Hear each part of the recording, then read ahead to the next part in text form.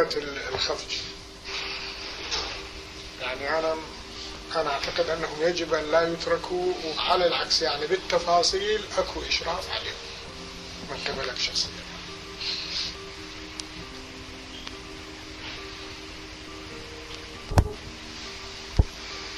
رفيق سعدي.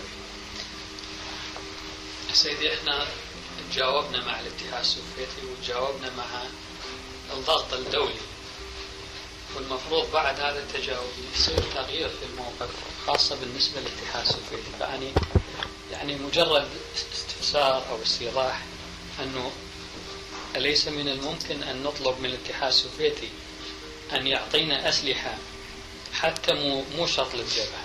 يعني هو بيعترض أنه تجاوز الأعداء الحدود اللي حددها قرار مجلس الأمن وضربوا المدن.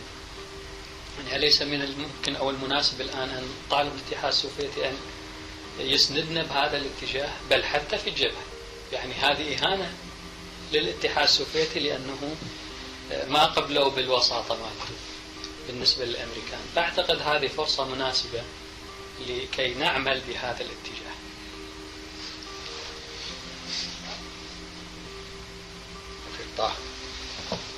سيد الرئيس، أنا ما أعتقد تحركنا السياسي لو صارت الحرب البرية قبل تحركنا السياسي ما نكون أفضل.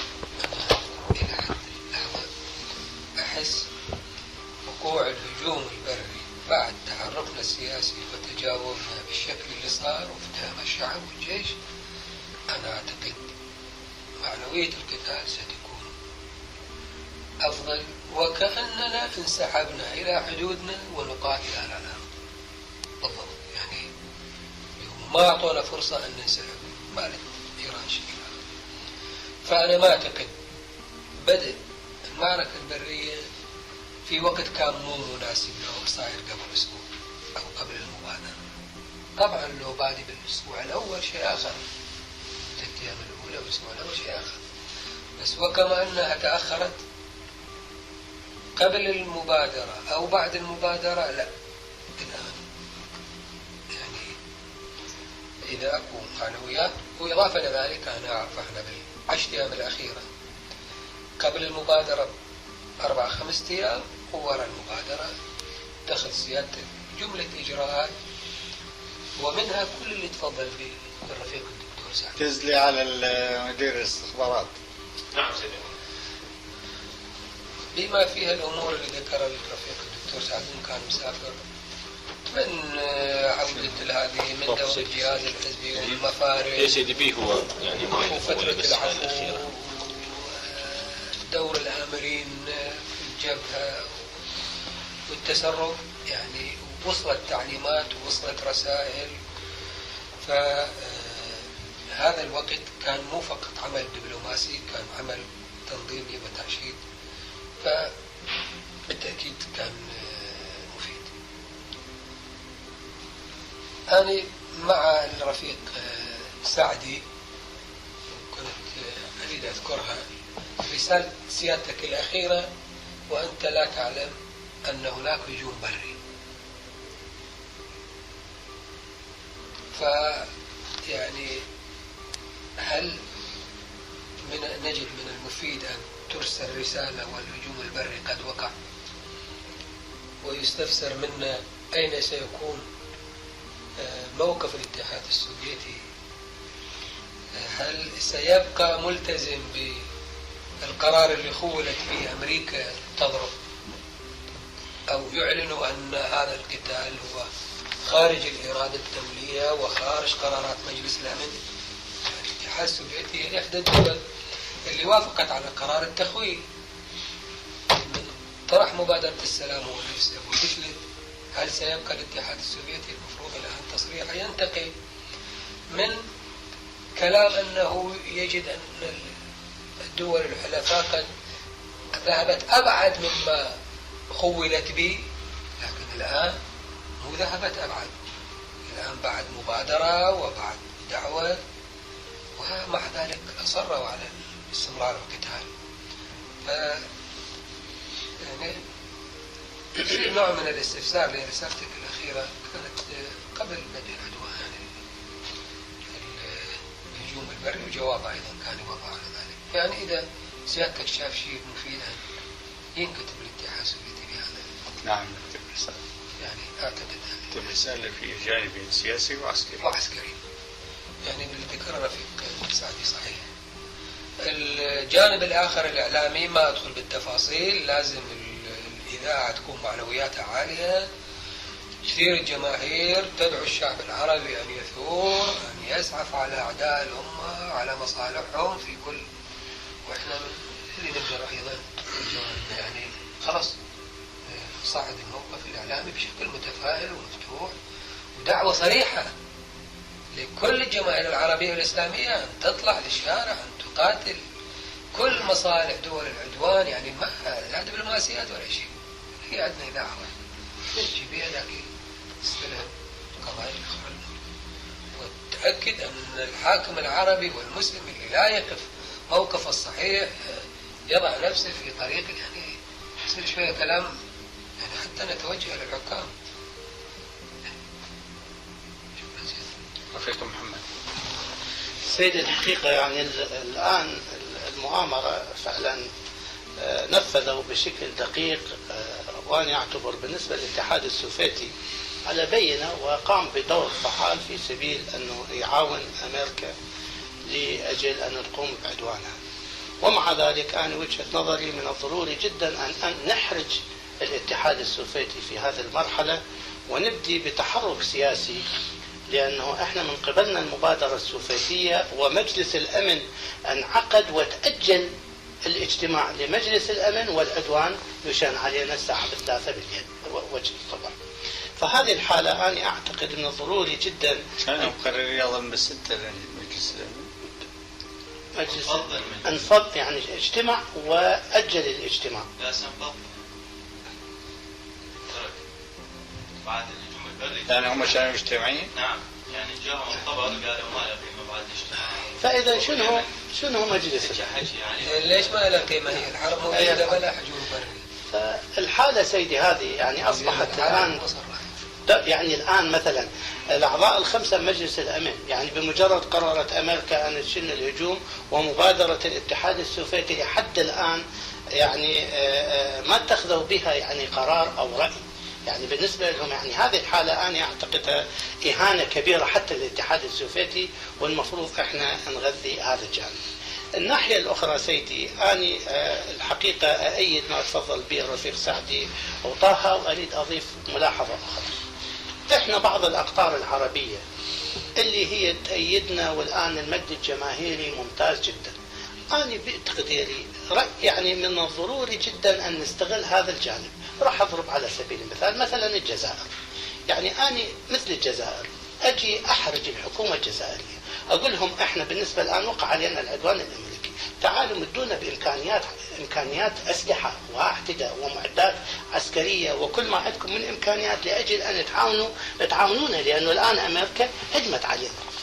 أحرج الدول كلها المتعاطفة معانا، يعني إذا تجي ولو المواقف احنا نطلع عليها، يعني إذا تونس، إذا الجزائر، إذا موريتانيا، إذا اليمن، شو أكو عندهم؟ يعني احنا نعرف الإمكانيات والقدرات، لكن أنا من آخذ من عندهم لو بندقية واحدة من موريتانيا، أنا أعتبر أنه هم الموريتانيين عاونونا وساعدونا بهالبندقية اللي أنا أخذتها خلال هذه الفترة. الناحية الأخرى سيدي جهد الإمكان أن نحاول يعني الآن نحرج إيران من الناحية الإسلامية أو من نواحي يعني نثير رجال الدين، يعني بأي صيغة من الصيغ، نثير كل الناس اللي لهم حتى البرلمان، رجال الدين، المنظمات، يعني نحاول أن نثيرها بأي صيغة من الصيغ لأجل أن يكون هناك تعاطف معين بالنسبة إلى من ناحية دينية لكل الدول الإسلامية وخاصة إيران. يعني الحقيقة سيدي الآن البارحة خطبة الجمعة ذاعها أبو إيران واضح عندنا، يعني بالنسبة إلى باللغة العربية وواضح بالتلفزيون العراقي، ذا ده يقول شنو مبرر أمريكا أن تحاول أن تشن هجوم على العراق. العراق الآن كل يعني القضايا اللي أرادها من عند المجتمع الدولي وافق عليها. فالانسحاب من الكويت بدون أي قيد أو شرط، وكان ما ادري شو اسمه إمامته الكبرى كان هو اللي دا يتكلم المرشد الإمام الجمعة. فكان دا يحث الجماهير بأنه أمريكا عدوانية، وأمريكا يعني دا تحاول، لأنه العراق ماكو أي مبرر للهجوم عليه. يعني أكو هناك تعبئة شعبية حسب تقدير من خطوة الجمعة بصالح العراق.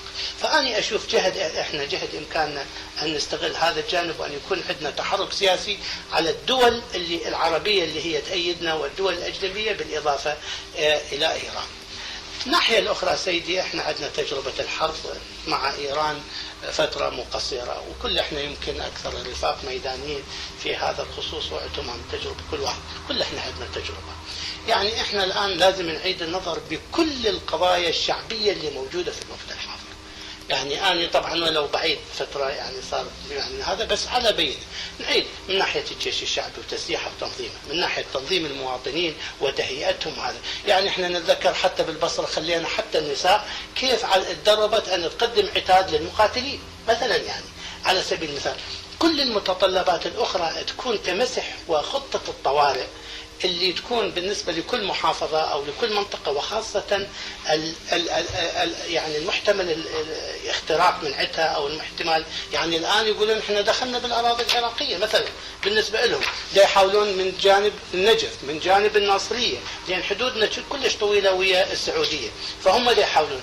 المحافظات يعني اللي هي على الحدود العراقية السعودية، أنا من وجهة نظري يكون أي صيغة يأمر سيادتك أنه يكون تدقيق بها، وتكون تهيئة بشكل كامل للجيش الشعبي، للمقاتلين بصورة عامة، والتسليح يكون يعني يكون شعبي، مو فقط إلا المنظم أو أقصد المدرب، يعني مو شرط، وإنما كل المواطنين، المنظمات الحزبية اللي تثق بيهم واللي هو قادر على حمل السلاح، المفروض احنا نسلحه ونخليه هذا، يعني خليه تكون حرب شوارع، خليه تكون حرب يعني قتال كل واحد من بيته، وحتى المرأة اللي إمكانيات انه تهيئ مستلزمات القتال. فأني أشوف طبعا رفاق، أنا مع هذا، بس أنا فقط للتذكير، يعني رفاق مسؤولين التنظيم بالتأكيد هذه الأمور ماخذيها بنظر الاعتبار، يعني كل واحد ضمن حاله. عندهم تعليمات الأم محددة ومكتوبة كتابة انه شلون يتصرفون، شلون يناورون، شلون يهجمون، شلون بالريف، شلون بالمدن، شنو نوع السلاح، والسلاح التسليح الشعبي. فأنا الحقيقة هذه، وأني متى تصل التعليمات اللي تصدر للرفاق بقية أعضاء القيادة؟ تعليم القيادة هاي رسالة وصلت ما تعليمات هذا ما هاي السيدة رسالة تفضل فيها وصلت. يعني أنا قدرت أتعلق الأمر موضوع التسليح وشلون معالجة التسلل تهيئة تخبير، بس على كل يعني المزيد بهذا نعم. يعني سيدي احنا الآن أنا واثق من النصر، شعبنا الآن يعني الآن الصورة أمامه واضحة، وده مقاتل أمريكا، والآن هو مطلوب يعني بالنسبة لهم يعني مع الزمن راح تنفرز، مع الزمن راح تظل أمريكا هي وإنجلترا. نعم. وبعض دول البترول. فإحنا يعني هذا التحالف الدولي ما أظن راح يستمر إلى النهاية، لأنه خاصة بعد الموقف السياسي الجديد اللي وقف. فأنا أعتقد يعني الحقيقة الآن المعركة من بدت شعبنا كله تكاتف، وأنا أعتقد بأنه إن شاء الله النصر حليفنا، وإن شاء الله يعني راح يندحرون. إحنا الضربة هذه تصينا مثل ما إحنا الضربة الأولى الطيران امتصها الشعب بشكلها يوم 16 على 17، الآن هذا الضربة الأولى شعبنا أنا أعتقد بشكل اعتيادي راح يمتصل الضربة ويبدي. إحنا إذا أوقعنا بهم فت 5000 قتيل من الأمريكان يعني خلال فترة من يعني 500 ها؟ 500 يعني يستخدمون مدى يقتلوا الخارج. الرئيس الصيني سيدي نعم. احنا ننتصر إذا قتيل بقتيل، قتيلين بقتيل. قال لي لا، تقديره صحيح. أنا قال للعسكر 4 بواحد. قال هو والله سيدي قال له 4 بواحد. نعم. انتم هو نفسه يعني الآن يعني الآن نعم الآن جهد إمكاننا نوقع بهم خسائر بقتله، يعني بالنسبة لهم والله تلاحظ سيدي شلون، وأنا واثق إنه هذا تقدير سيادتك واضح. هذه نيران رفيق محمد، نيران سواء نيران مدفعية أو نيران مقاتلين بصورة مباشرة، هم ما طول جو على الميدان البري لا بد أن تتعاملهم. نعم فإن شاء الله بس يبدلها جرس، يبدلها عمل خارج هذني المبادئ مع كلية الأركان. يبدلها جرأة، يعني تغلب على العدد على التكنولوجيا بجرأة الإنسان. أشكرك سيدي. نعم رفيق سيدي. العفو سيدي. سيدي بالنسبة للعمل الجماهيري كانت المنظمات الحزبية الحقيقة نشطة في تصعيد الحماس الوطني إلى فترة حصول المعركة، وكانت اكو تهيئة مطلوبة من المنظمات الحزبية أن تهيئ أوضاع معينة عسكرية وتعبوية ما بعد حصول. احنا نعرف دائما سيدي وجنابك انت معلمنا وقائدنا انه الوضع الجماهيري دائما يشكل عمق الجبهة ويلقي بتأثيراته الكبيرة على الجبهة ويلقي بظلاله حتى على الأوضاع الدولية والسياسية.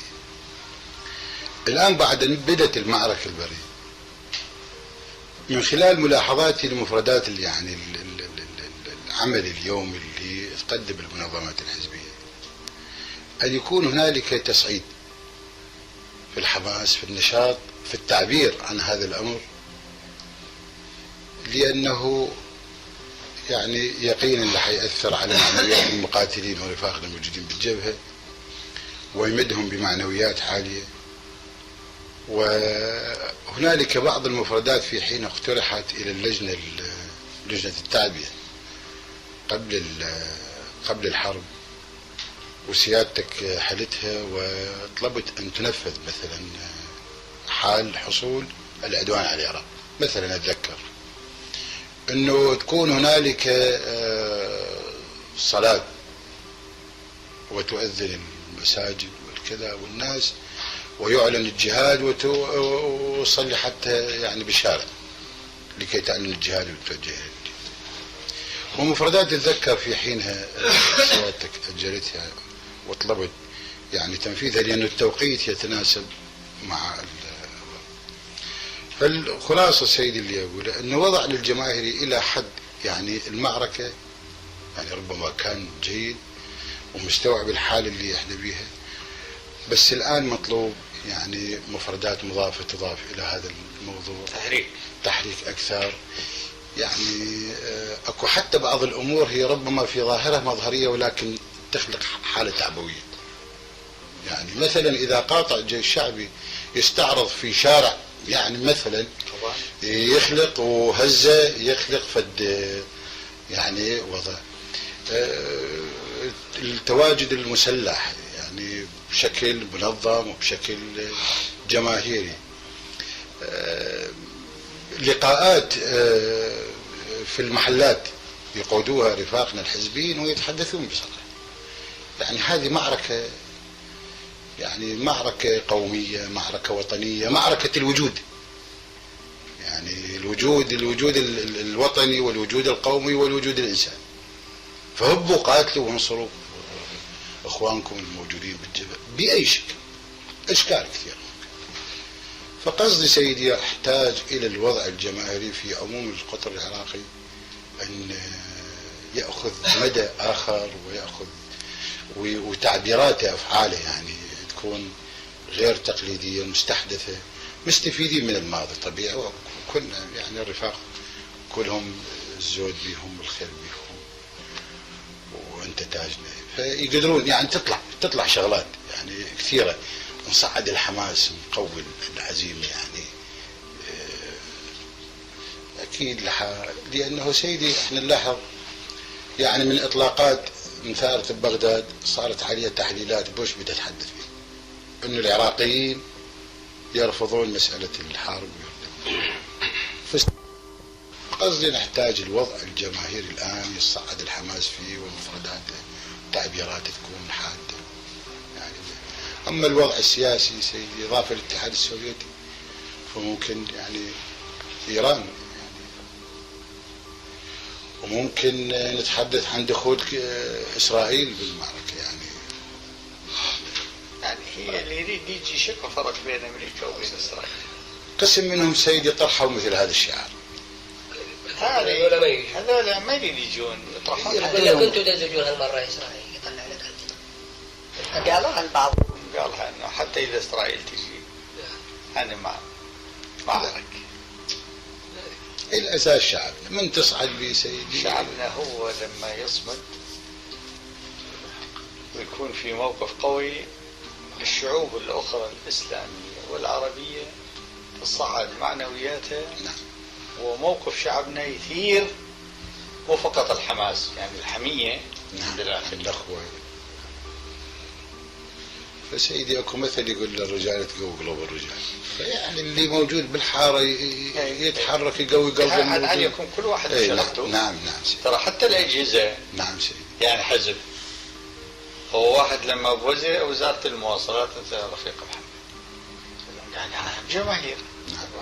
يعني جماهير تقوم بواجبات العمل اليومي الفني الدقيق. العاملين في اللجنة الاقتصادية لما احنا قبل ما نبدي عملنا الفني نحكي 5 دقائق عن قيمة المعركة، هذا هم. رفيق طه لما يشوف مواطنين من الأكراد ويحكي وياهم انه هذه الآن معركة العراق ترى كلها مو معركة قومية دون قومية ولا معركة اتجاه سياسي دون اتجاه سياسي. الرفيق مزبان مع المهنيين من موقع، صدام حسين من موقع. فاحنا هذه المفردات كلها نعم، بس من هو يقوم بها؟ احنا. خلي كل واحد من يقوم بواجبه. خلاص. ظل فقط الجوانب العملية من الرفيق عزت يكون مريض او في وضع ما يقدر يواصل المتابعة في اللجنة التنظيمية. الرفيق طه يعقد الاجتماع سواء للقيادة او للجنة التنظيمية، ولما رفيق طه مشغول الرفيق سعدي يعقد اجتماع للجنة التنظيمية ويتابع عملهم. وهكذا 3 خطوط صار لتحريك لجنة التنظيم وعملها. أنا سيدي أكثر اقتراح محدد. الآن الإذاعة تتعمد تسوي اليوم احتفال وتقول هذا احنا نحتفل ببدء المعركة البرية، تاخذ كل مظاهر الفرح. أنا لا أيد غلط جدا. يعني يقول الناس ينكتون علينا مثل ما نغزيل أول يوم. غزيل شنو؟ أغنية فيروز. معركة قتال شنو؟ فرح. الفرح هو الهيئة. شنو غزيل؟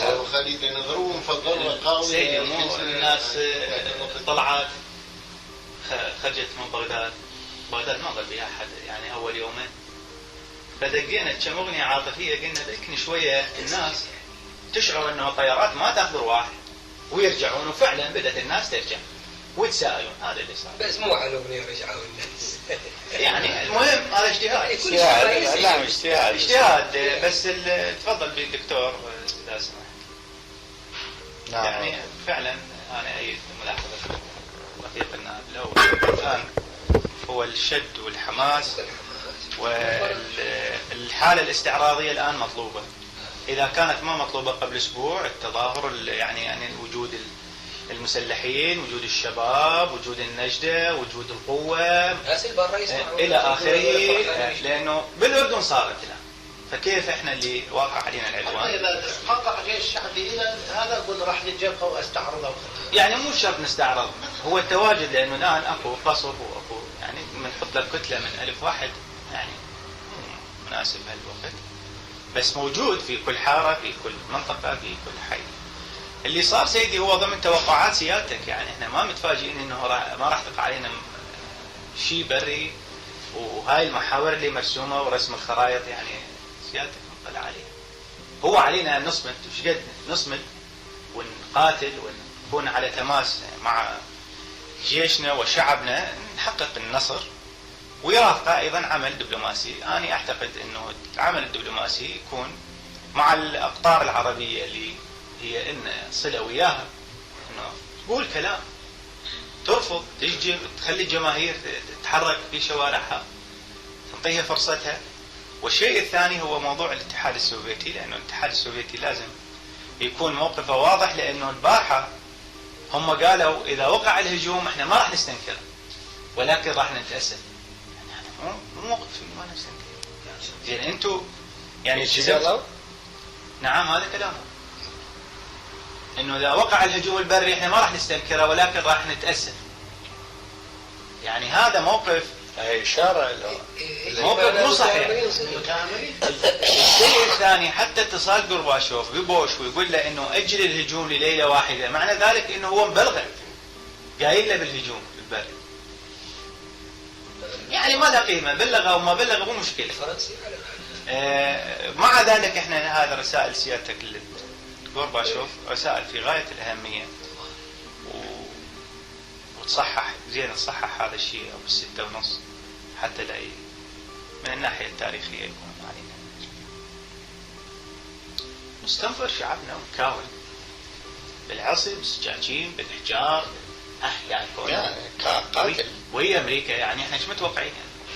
قاتل من البداية سيادتك. ولما ما نقدر نقاتل في مواضعنا نتراجع نتراجع داخل المدن. مو مشكلة الآن وين نستمر، مو مشكلة الآن، المهم هو شلون إنه نوقع. يعني أنا لو عندي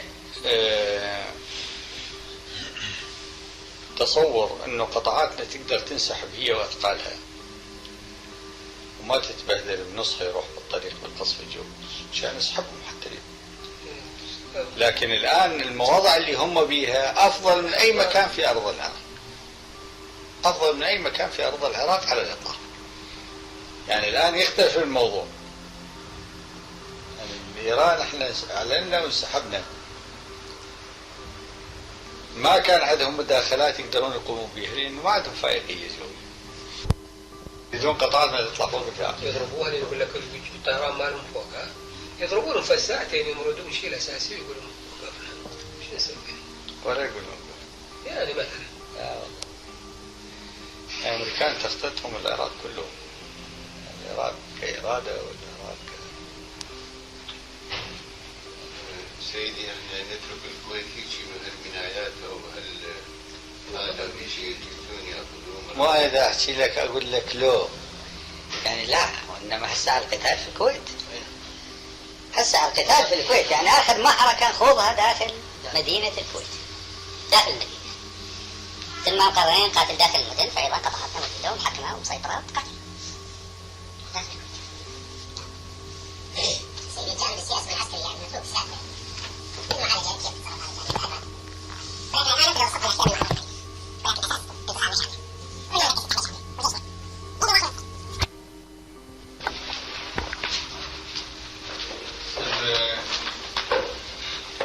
الرباط طه وطه وسعد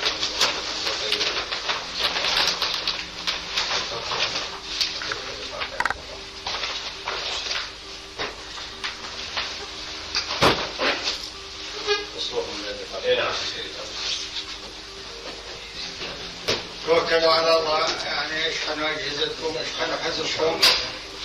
المعركه بالنتيجه العراق باقي وهم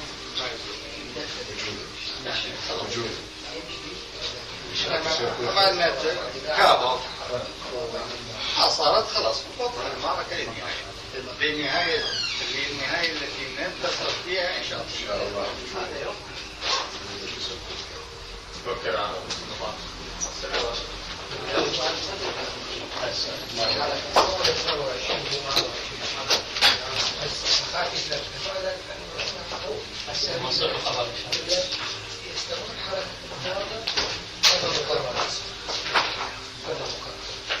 حتى لو جيش يسعوا بإرسال سيارات احنا عندنا يعني ثلاث قواطع عربية متطوعين يشيلوا اليوم. علينا قاطع جمال عبد الناصر والشريك في التسمية. فبس اتأكد أجهز لك خبر.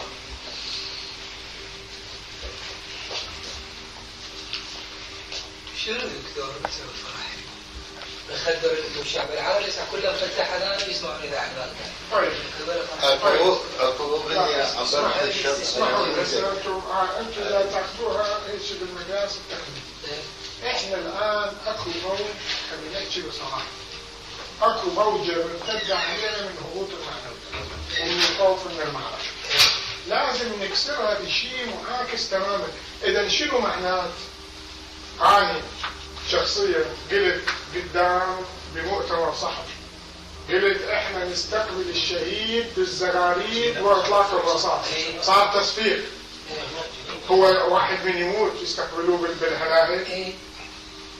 لازم انه شعبنا يفهم بانه احنا مرحبين ومسرورين ومو هايبين المعركه.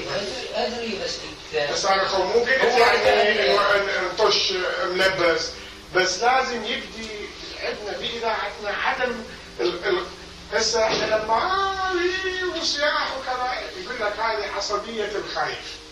خايف نعم العصبيه الزايده. انزل للشارع وشنو الان يريدون؟ ما اريد اتخيل الان. انا ما اقول اويلي والحكومه لا، بس اروح شو يصير؟ وصوت المدير لازم يصير قوي. انا مو قلت انه نسوي احتفال يعني ضحك لازم نبدو انه احنا مرحبين وما مستائين وما مكتئبين واهلا وسهلا. اي وهذا يوم سرورنا، احنا مسرورين، احنا نرحب بيشي.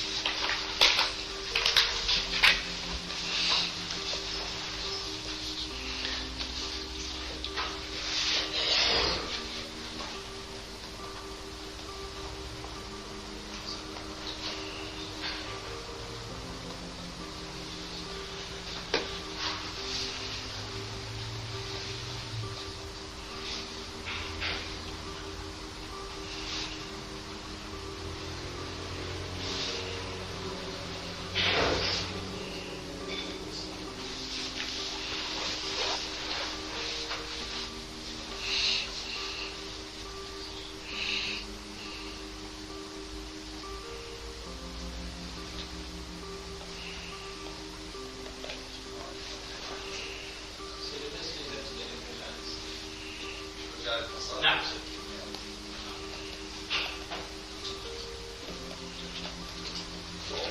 فيلك رجع الاتصال. ها؟ فيلك رجع الاتصال. الحمد لله. الحمد لله. يعني ترى فيلك يعني اعتبر كل ما تبقى ساعة معنى هذا يعني خطية نفسيا محصورين بهالمايه يعني هذا أكبر مؤشر.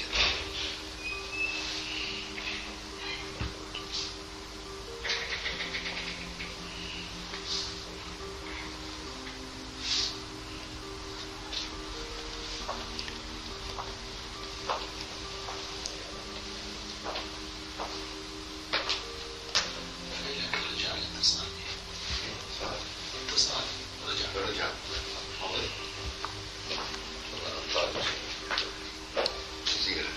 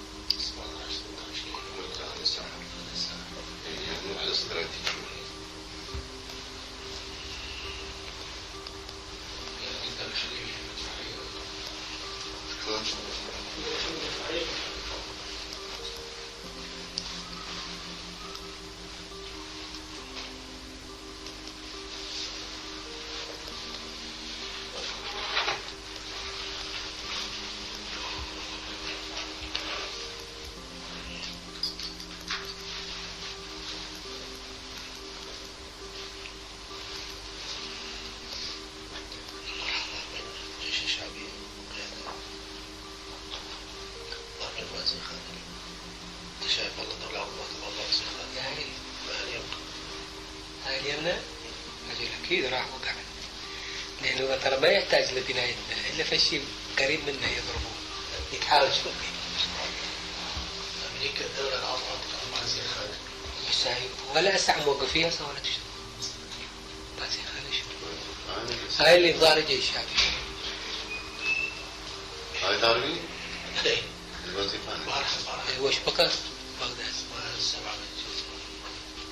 لا بقى غير يجوا بصراحة اليوم بالأطراف. بيتك راح؟ نصه. زين نصك.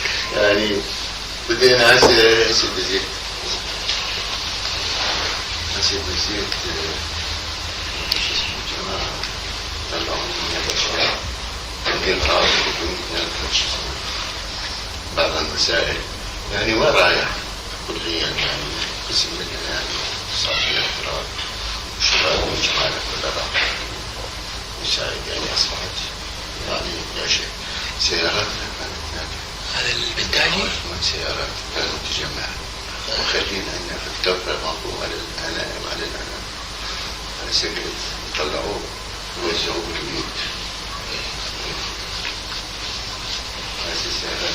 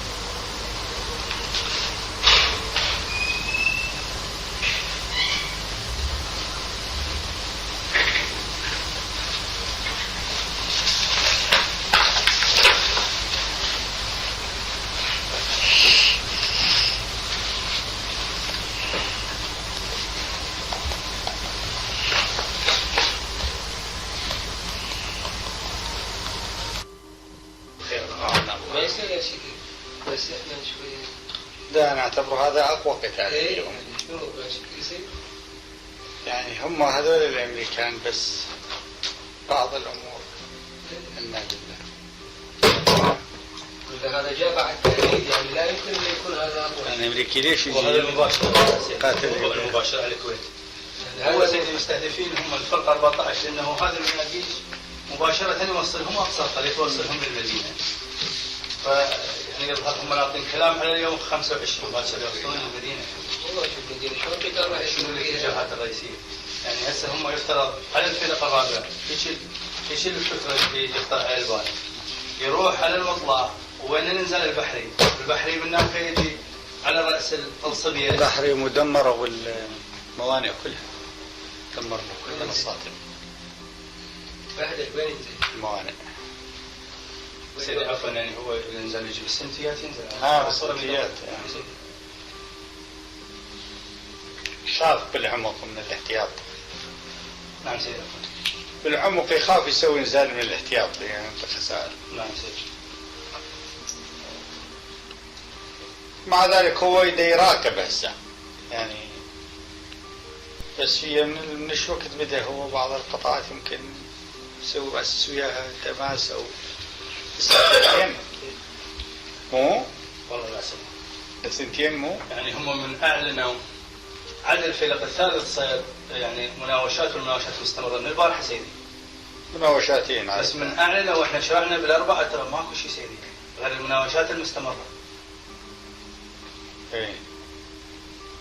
فهو لحد ما ممكن يعلنون انه اذا ما يكون دافعين مجامع، لانه من يعلنون المقاتل يسمع ينتبه يحضر سلاحه ويضرب نيران مدفعيته الى اخره.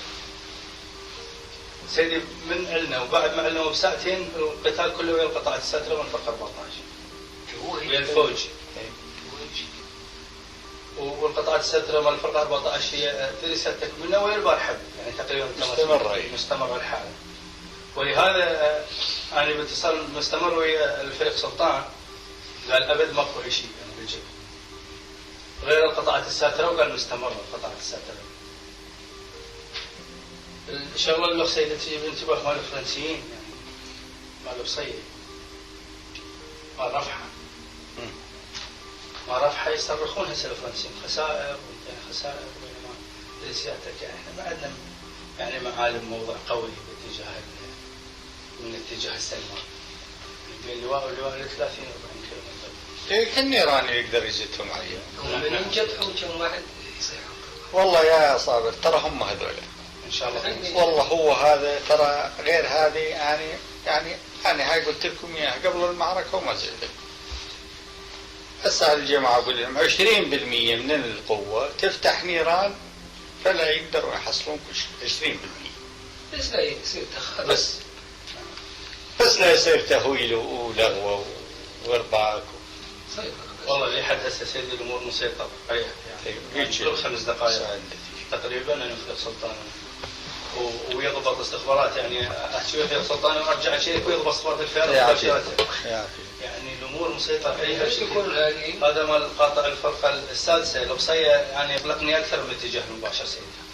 بصيه جناح الحرس دائما يعني جناح الحرس دائما البارحه مسوي سيد رئيس اركان الجيش اجراء ساحب القطاعات الساتره على سيادتك من يعني طاحت حتى ما تروح فساحبها للامام جو قعدوا بمكان القطاعات الساتره وظلوا هاي النصر هاي زينه حتى بهالمدفعيه بشوف بيهم.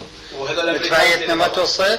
نعم سيدي توصل. يا اخي الحمد لله اليوم خدمنا الجو يعني الجو ماكو ما يقدرون يستخدمون طيارات. والبترول اللي علقنا الابار كلها. والبترول اللي سيدي سيدي اعلنوا البارحه قالوا 350 كيلو الغيم وده يحد من عمليه القصف الجوي. المهم ترجع استريح حتى يقرا لنا حامد ما قريتها ما دققتها ما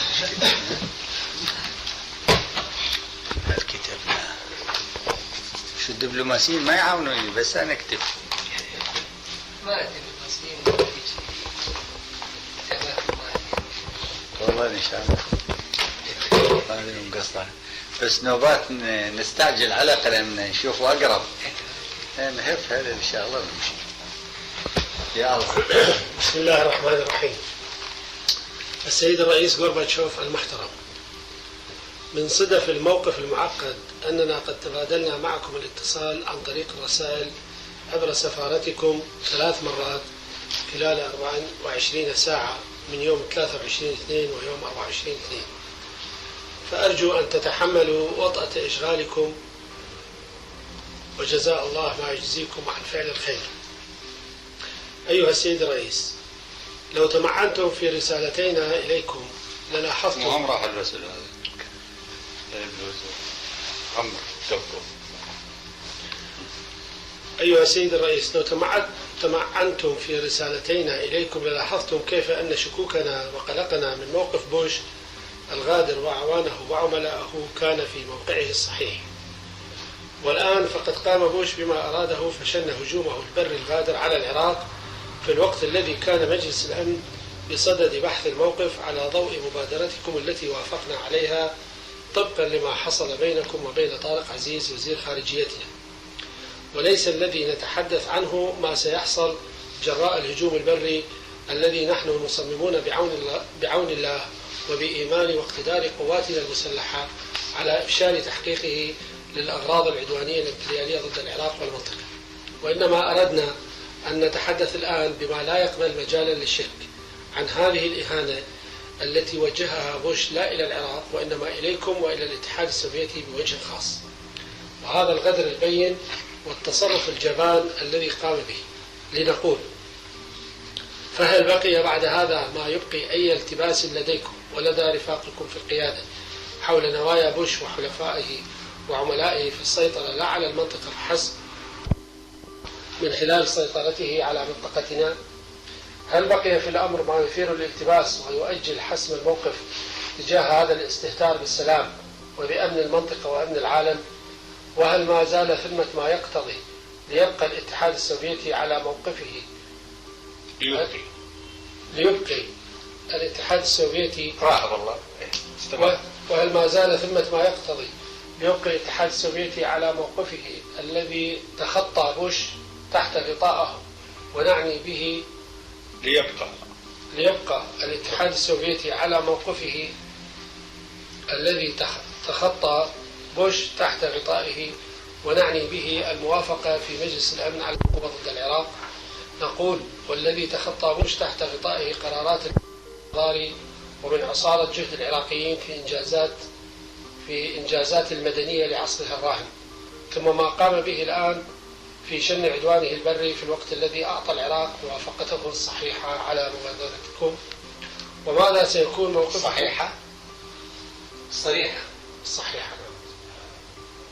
صريحة هي الكتاب السريع السوي الصحيحة صريحة. نعم. الذي أعطى العراق موافقته الصريحة على مبادرتكم. وماذا سيكون موقفكم بعد الآن سياسيا وعسكريا بعد كل هذه التطورات التي يراد منها كما هو واضح ليس تدمير العراق فحسب وإنما إلغاء دور الاتحاد السوفيتي ليبقى الأمريكان قادرون على التحكم بمصير الإنسانية؟ ونعني بالموقف العسكري هو تزويد العراق بالأسلحة قادرة على أن تدافع عن ممتلكات العراقيين ومستقبل الدولة العراقية وعن حياة الشعب وحقه في الحياة، مما أشرتم في مناسبة سابقة بأنه لم يكن من بين الأهداف التي توخاها مجلس الأمن في قراراته. فقد كان عمل العدوان الأمريكي من نوع الفخ المنصوب عمدا لقواتنا المسلحة، إذ في الوقت الذي تحولنا عن الموقف المعلن قبل 15 من شباط إلى موقف المبادرة التي أعلناها استجابة لمبادرتكم في 15 من شباط، ثم ما تم الاتفاق عليه من تفاصيل الموقف بينكم وبين طارق عزيز في موسكو، وفي الوقت الذي تحولنا من الموقف الذي كنا قد أحكمنا عليه التعبئة في صفوف شعبنا وقواتنا المسلحة، لم نتمكن من تثبيت موقف مبادرتكم الذي اتفقتم في تفاصيله مع طارق عزيز بسبب الموقف الغادر والجبان الذي قامت به جيوش ما يسمى بالحلفاء بقيادة بوش عدو الله والإنسانية. إن جوابكم سيادة الرئيس الواضح والصريح نادنا مهم ليس لما نحن عليه من موقف صداقة ومستقبلها فحسب، وإنما للتاريخ والأجيال اللاحقة. ونود أن نؤكد لكم بأن تصميمنا الآن على الصمود بوجه العدوان الغادر هو أكثر عمقا واقتدارا وعلى كل المستويات، وسوف يفشل الغزاة في تحقيق أطماعهم في النهاية إن شاء الله، رغم أننا ما كنا نريد المزيد من الدماء والتعقيد، إلا أن إرادة الله هي فوق كل إرادة، والله أكبر. صدام حسين. مو هذا الشيء اللي تريدوه؟ هذا جيد جدا. أيها الدبلوماسيون، دكتور صادون ماشية؟ خلاص زين. إذا السرعة ما فقدتها إلا كلمة واحدة، وكانت صريحة صحيحة صارت. خير.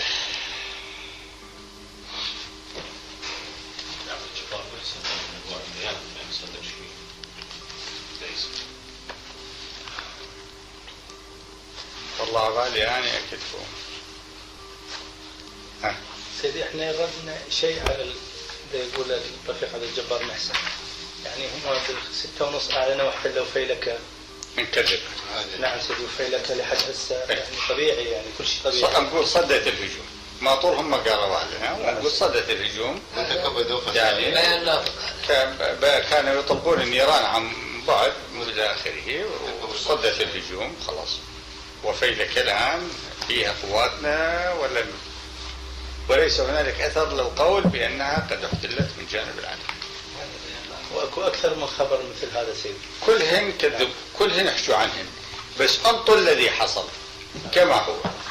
يعني انه تعرضوا هنا على القطاعات الساترة وازاحوا فوج، هنا تعرضوا وازاحوا فوج، هنا كذا الى اخره، والموقف مسيطر عليه بشكل جيد، وقطاعات العدو تتكبد خسائر جراء نيران